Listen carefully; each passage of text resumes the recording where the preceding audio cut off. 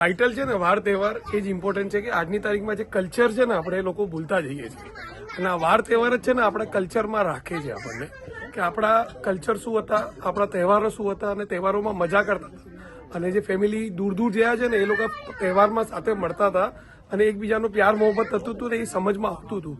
પણ આ તહેવારો જ હવે ગાયબ થઈ ગયા. હોળી નહીં રમવાની પાણીને કારણે, દિવાળી નહીં રમવાની ફટાકડાને કારણે, પતંગ નહીં ચગાવવાની બર્ડ સેવ બર્ડને કારણે આપણે આ બધી વસ્તુમાં છે ને તહેવારોને દૂર દૂર કરતા ગયા છે. તો તહેવારોને નજદીક લાવશો ને તો પ્રેમ વધવાનો છે અને પ્રેમ વધશે ને તો મશીન દૂર થશે.